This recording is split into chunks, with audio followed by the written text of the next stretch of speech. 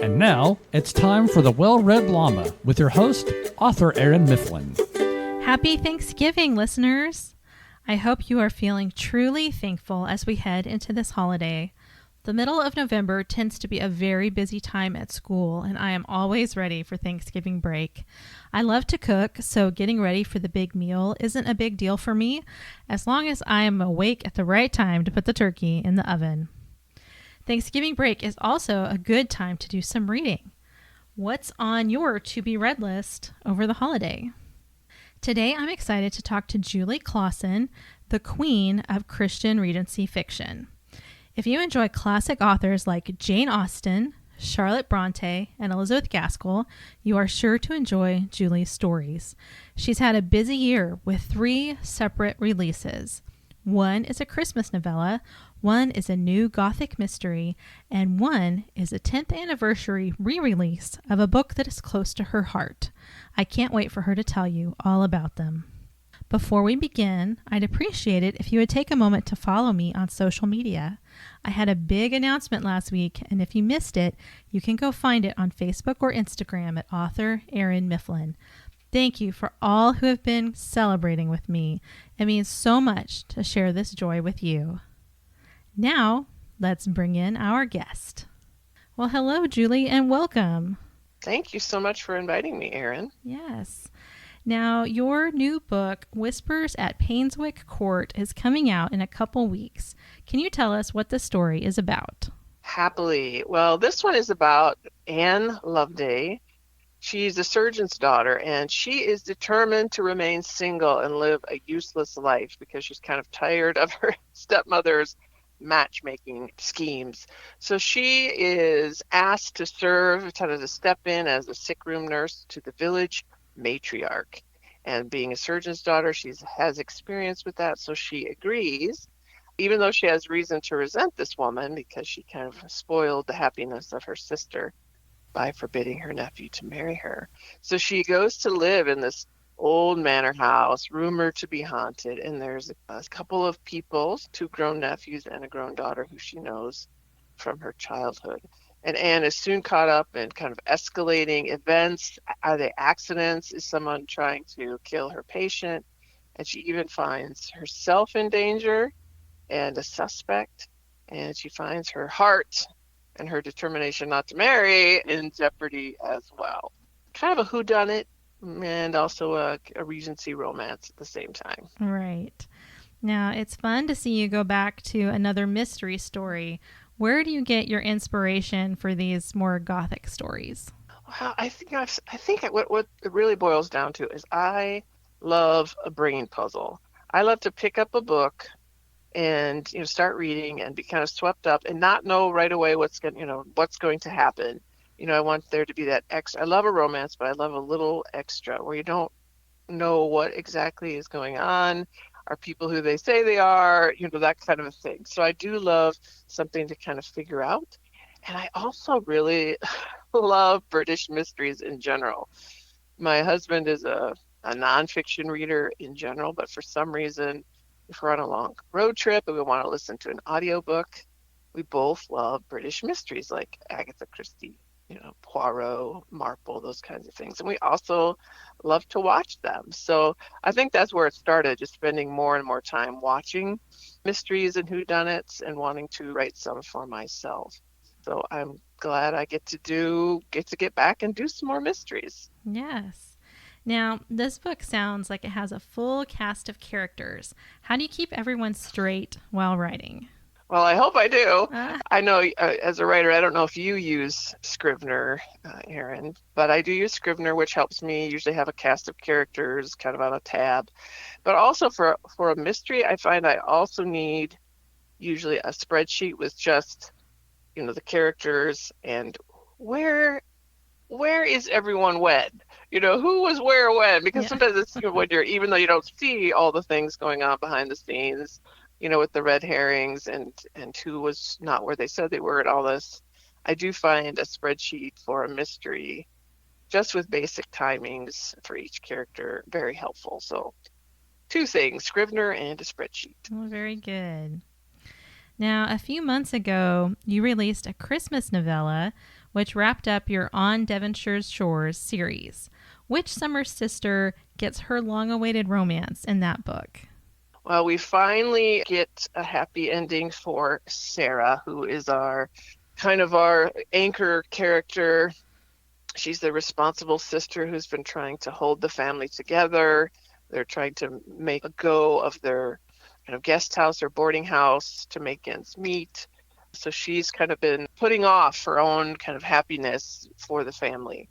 And so she has put off this certain handsome Scottish widower before. And in this book, she has a second chance at that romance and has to figure out, where does family duty lie, versus can I trust God, and can I make this, I say it is a sacrifice because she will be moving away if she says yes and all of that. But she has to face that kind of question if she's willing to make that leap. Plus, we also get kind of a bonus romance, kind of a first brush of, sweet first love for 17-year-old Georgiana, the youngest sister, who's always kind of been anti-romance, having seen her sisters go through all this, heartache and angst, but she gets her first brush with romance as well. Yes, I enjoyed Georgiana's story. It was kind of unexpected. I didn't see that she would have a little storyline in this one, so that was fun. Oh, good. I'm glad you like that. I just felt when I realized that this will probably be the last book that I wanted to give her, a little bit more stage time. She hasn't had her own point of view and all of that yet, so it was fun to include her because I think she's a hoot. Yes. She's funny and tomboyish, and I like her a lot. So glad you liked it too, Erin. So you've written a couple Christmas novellas now. Do you enjoy writing them? Well, I do. I didn't, to be honest, when I decided to write the second one. At first I was like, but I've already done it. I've already written all the stuff about Christmas. And then you realize, no, there's always more. And it's just such a season that's just, it has so many wonderful elements. You've got the festive atmosphere. It's just a good setting for family drama. Faith, of course, in my time period, going to church, having a lot of charity. That was very, very common during the 12 days of Christmas, as it were. And best of all, you have mistletoe. What just lends itself so well to romance. And so I actually really did end up enjoying it and have focused on some different traditions than in my first Christmas novella, and ended up really enjoying it the second time as well. Yes, and I did notice especially the inclusion of the Scottish holiday traditions. So did you have fun adding those in? Did you have to do a lot of research for those? I did have to do more research. I wasn't very familiar with the Scottish traditions, especially I may not say it right. Hogmanay is their big celebration in Scotland, which is more of a New Year's Eve, is the big day in Scotland compared to Christmas in terms of having lots of traditions wrapped around it, a lot of festivities, the singing of Old Lang Syne and Robbie Burns or Robert Burns, their national poets, and all of that. So I did enjoy doing a little more research and writing something. Of course, having that Scottish hero kind of made that a natural. Right. Finally got a chance to have, the man in the kilt and all of that. So I did really enjoy that.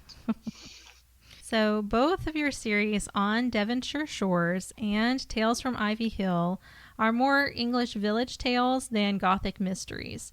Did you like the change of pace and the variety of writing those stories?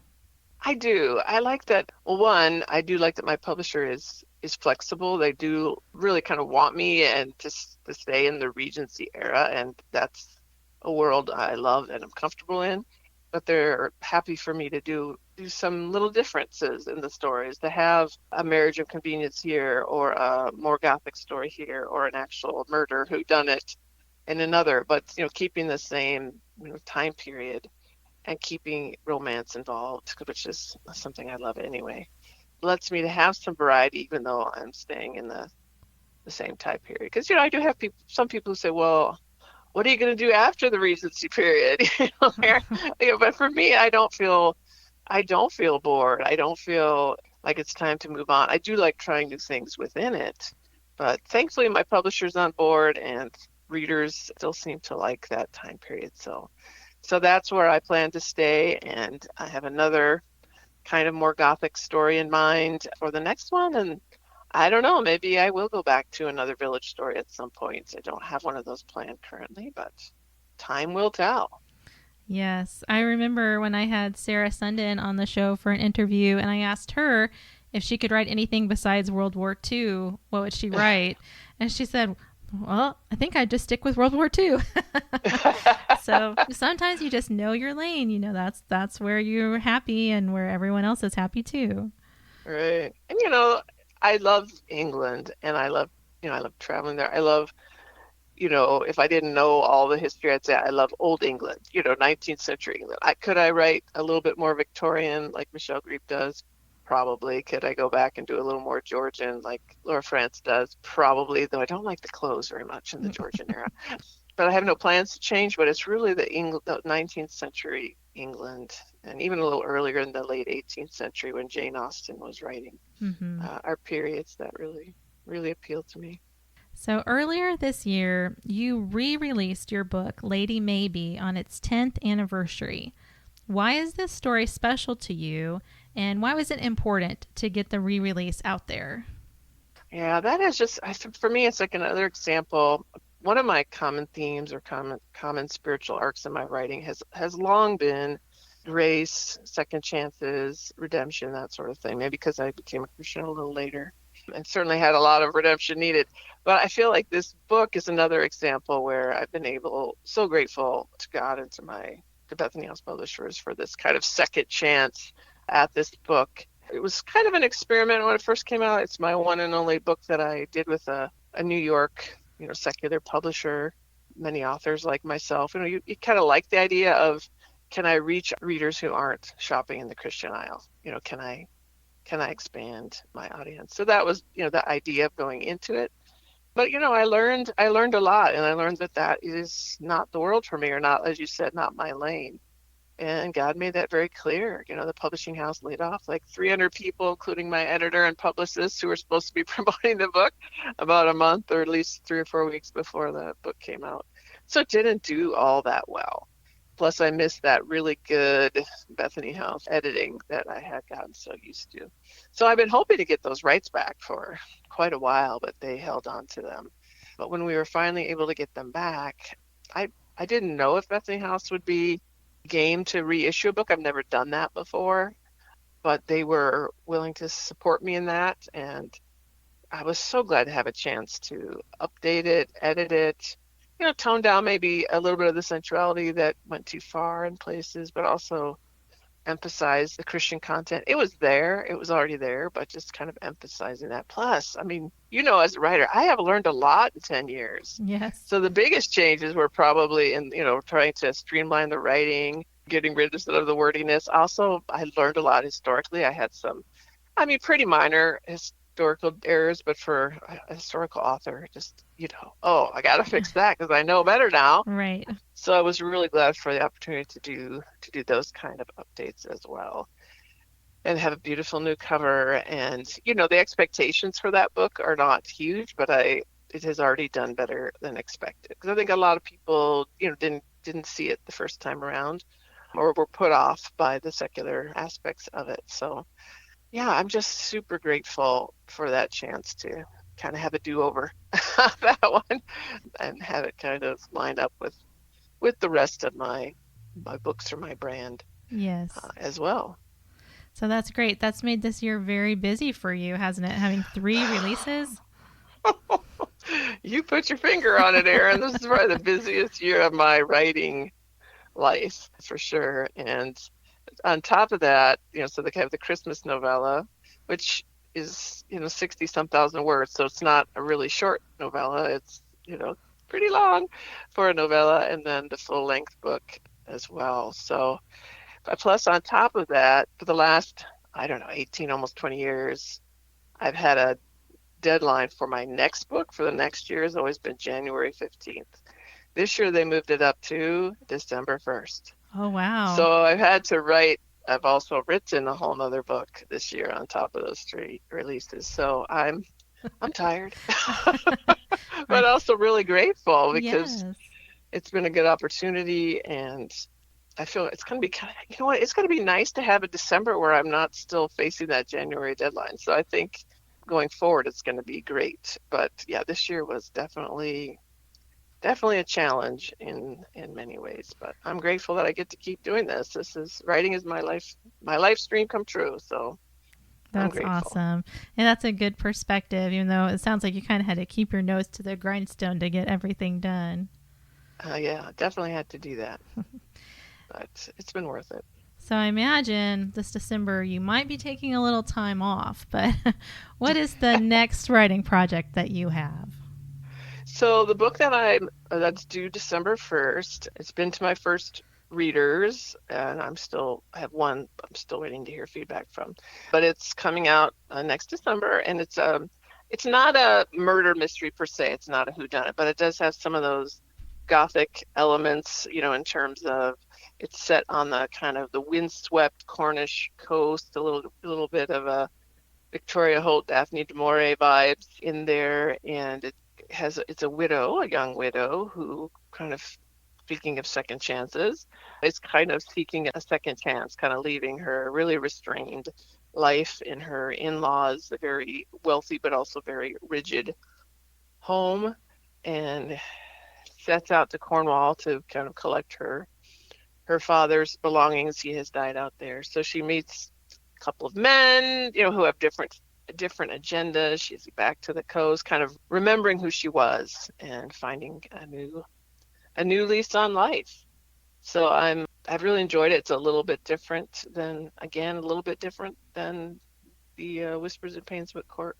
But I'm really enjoying it. The light, a little bit more outside, but it still has a manor house and all of those good things as well. So Yes.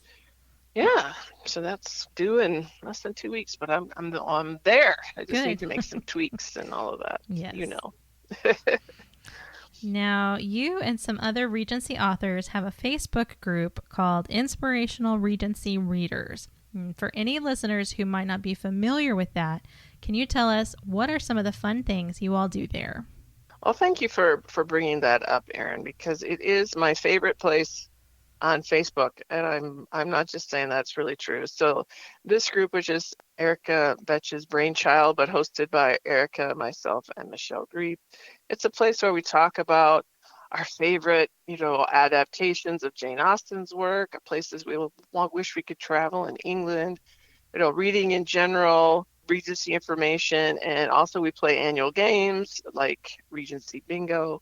And it's a very positive, fun place to spend time and really, really enjoy it. So if anyone wants to find me, that's probably where that's the most common place I can be found is on Inspirational Regency Readers. All right. It is a very fun group. I enjoy being in it. Thank you. Now, I also wanted to ask you, you are on faculty for a relatively new writers conference called Going Deeper. What is the focus of this conference and why is it something you believe in? Well, I'm glad you brought that up as well because, well, first of all, this is another brainchild of Erica, who obviously has more energy than I do. But she has put on this conference. This will be the second year. But I would say the focus of it, I mean, there's a lot of good conferences out there, but she really wanted to kind of help more seasoned writers, not necessarily people who have a million books out, but people who've been at it for a while, maybe have gone to a lot of other writers conferences and have gone to the same kinds of classes. And we're looking for some more in-depth topics that are really practical for professional or at least serious writers. Things like marketing and newsletters, as well as writing topics and that type of thing. I love it because it's casual, it's very affordable. It happens to be in Minnesota, but I 100% believe it's worth flying or driving in for. Erin, I hope to see you there. Cough, cough. You would really enjoy it. I mean, to be honest, we had Misty Beller speak the last times so far every 2 years. That was worth the price of admission right there. She is a marketing whiz. And most authors, as you probably know or will find out, the marketing side of things isn't necessarily our favorite. We're not, many of us are introverts and don't like putting ourselves, or it's hard to put ourselves out there. So she's just got a lot of practical ways to improve getting your book into readers' hands and marketing and newsletters and all that. And there's just a whole list of really good classes that we all want to go to. So again, my hat's off to Erica for getting that started. But I would recommend it to any writer who's serious about improving their craft or their business. Yes, and I did go looking at the website and I was like, whoa, this is a really good lineup. So, yeah, if people are interested, they should check it out for sure. Yeah. But you're not going to find one that's more affordable and more, I think, really useful. And I don't get any money for saying that. I'm just teaching one class or something. It's Erica's thing, but I'm happy to be involved. Yes. So now, besides writing, what are some of the delights in your life? Well, I have to say, it's not very deep or spiritual, but I love to travel. And I love to talk about travel. And I love to read books, travel books about England and surf hotels. And I love everything about travel. I don't travel as much as I maybe would like, but that's something my husband and I like to watch travel shows together and dream of our next stop. I mentioned British mysteries already, another thing I like to do with my husband. My newest, I would say, delight is pickleball. Oh, really? I'm aging myself, but I have been playing pickleball with some friends from church this year and just love it. We're not very good, but we have a great time.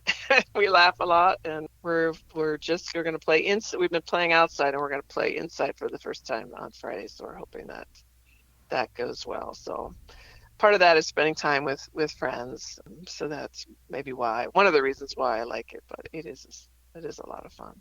Yeah. So there's a few things. Well, that's good. The point would be to have fun and get some exercise, right? You don't have to be professional level to get out there and enjoy it. Right. That's what we think. Is there a scripture that has been meaningful to you recently?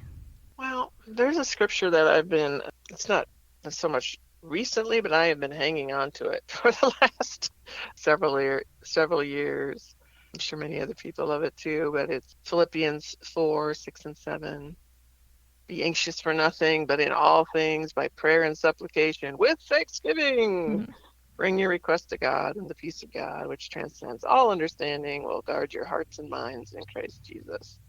And I tend to be a worrier, which I know we're not supposed to be, but I do tend to worry. I've got grown sons who still give me cause to worry and to pray a lot, which is a double edge there. But that's the verse that I often find myself saying out loud when I can't sleep because I'm worrying about something, one I'm very, very grateful for. Yep, such a good reminder. It just hits where you need it, right? Mm-hmm. For sure. Now, where can readers connect with you? Well, besides Inspirational Regency Readers on Facebook, I also really love Instagram because I love the Bookstagram community, where people who are much better at photography and creating lovely scenes with not only my books, but many other authors' books as well. It's so much fun for me. Plus, as I said, I love looking at pictures of England and all of those things. So that is another fun place for me to hang out. So I'm there quite a bit and do interact with readers there.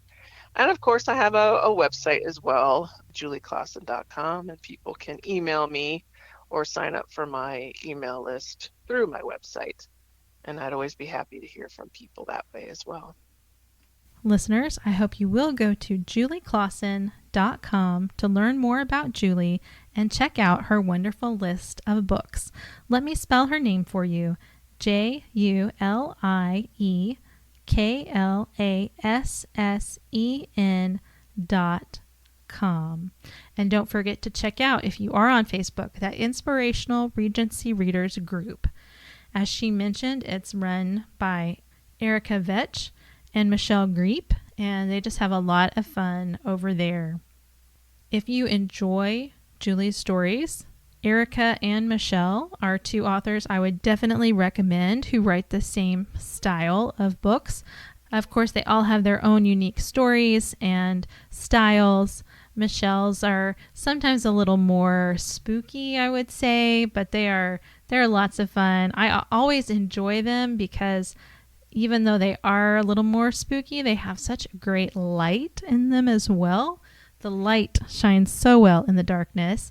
Erica's recent books have been a little bit more lighter mysteries, I would say, but she is another great author as well. Now, we recently had Carrie Taransky on the show, and she writes some Victorian novels, and she was talking about her book, A Very English Christmas, which is a novella collection, where Jane Austen is actually one of the minor characters, and they also have Charles Dickens and Beatrix Potter as part of the novella collection. So if you are interested in those kinds of stories, and it's a holiday time as well, A Very English Christmas, so you can check out Carrie Taransky. Pepper Basham is another one who has at least one specifically Regency book out. She does have some other historicals as well, but her book Sense and Suitability came out earlier this year, and it's just a really good tale. I loved the families in that book. It's also like a second chance romance, but the two families each have interesting stories, and there are some child characters who just really steal the scenes, and that was a lot of fun. Molly Rushmeyer is another author I thought I would mention. She's from Minnesota like Julie is, and she does not write historical Regency fiction, but she did just come out with a Austen-inspired rom-com, and it was lots of fun. We also had Molly on the show not too long ago to talk about that. So these authors that I've mentioned who've been on before, you can find those interviews if you are interested by going to YouTube and looking for author Erin Mifflin. You can find those interviews there. I hope you'll also hop on over to social media and give me a follow. You can find me at author Erin Mifflin on Facebook and Instagram. You can also visit my website and subscribe to my monthly newsletter, where you'll never miss any of these author interviews and can stay up to date on my latest writing news. You can find that at authorerinmifflin.com. Until next time, happy reading! Join us next week for another episode of The Well-Read Llama with your host, author Erin Mifflin. If you'd like to find out more about author Erin Mifflin, visit her Facebook and Instagram accounts.